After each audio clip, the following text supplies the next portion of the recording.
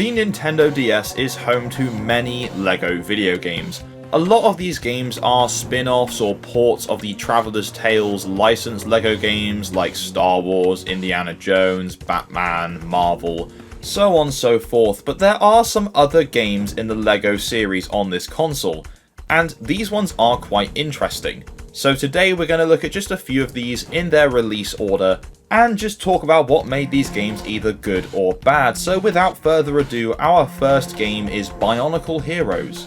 Now, I had a few Bionicles as a kid, but I certainly missed the hype boat on the games and all the lore around it, and I really wish I hadn't because this just seems like such a cool era of LEGO to have been into. Anyway, so the home console and handheld versions of Bionicle Heroes launched worldwide between November 2006 and January 2007.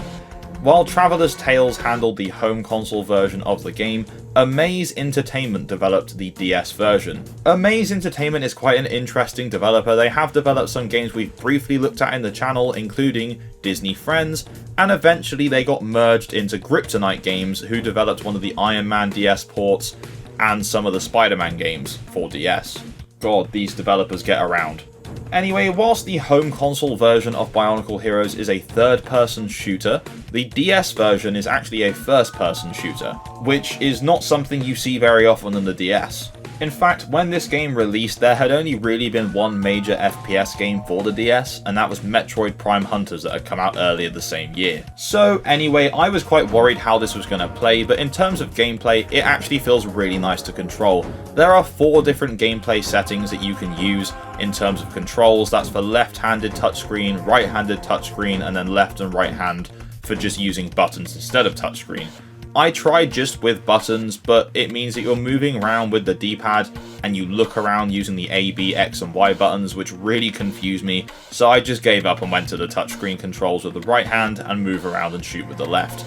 And honestly, it actually doesn't feel too bad.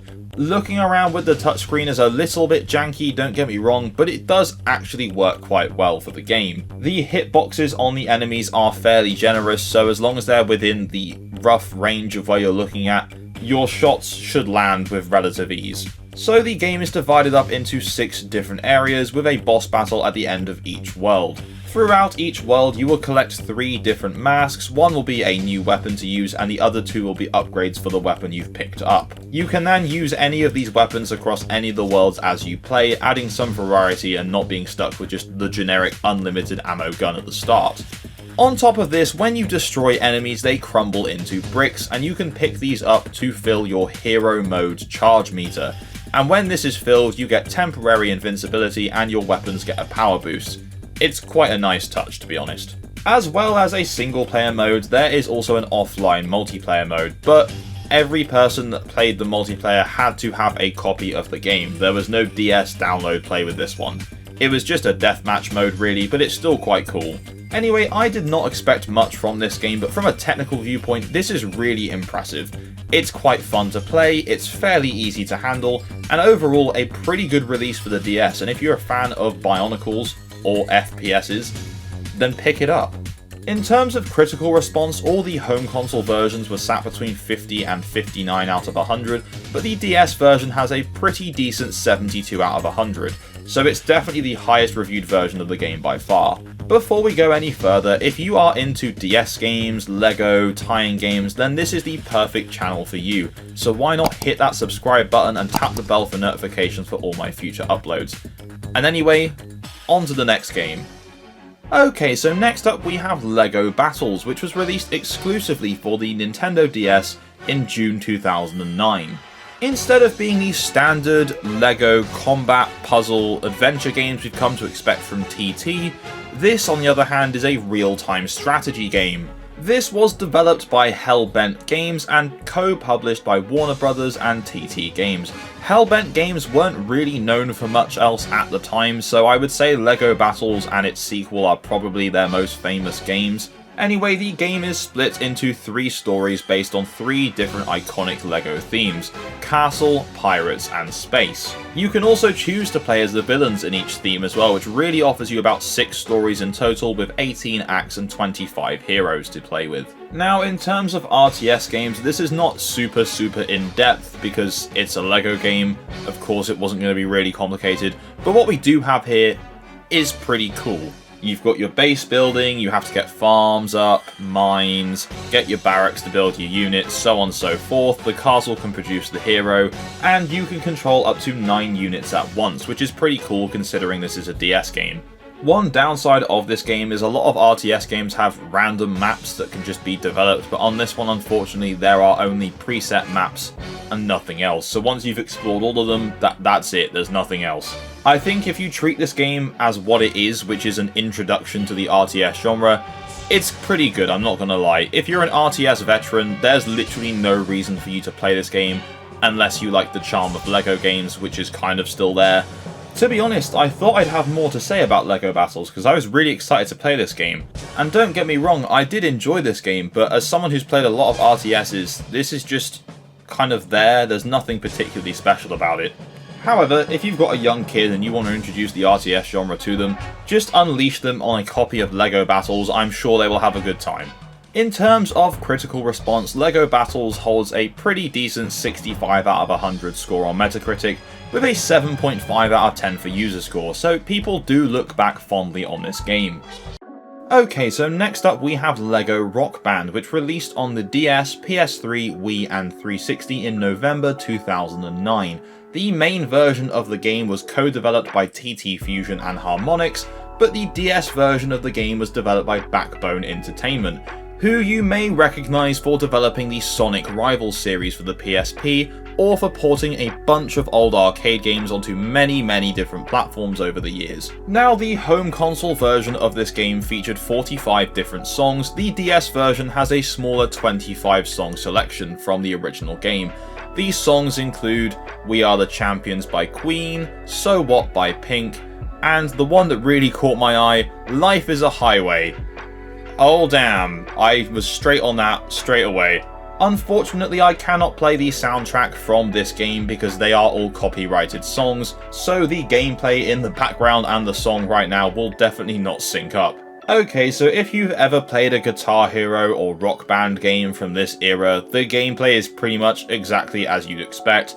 Press the corresponding button, or hold the corresponding button, or press and hold 2 buttons at the same time, and that's pretty much it. However, the DS version does feature something where you have to keep all 4 members of the band happy, and that means you have to complete a series of notes for the specific instrument, and then hit a final purple note, and that will increase their happiness. Then you can swap over to the next instrument or vocals and do the same there. So there is a bit of strategy in there as well, so it does make the gameplay experience quite fun and very frantic, especially if you're playing on higher difficulties. Whilst there definitely was a coloured button peripheral for the DS, you did not require it to play this game. You could use the touchscreen or just the buttons, and the game does feature 4-person multiplayer where each of you can play one of the instruments at the same time.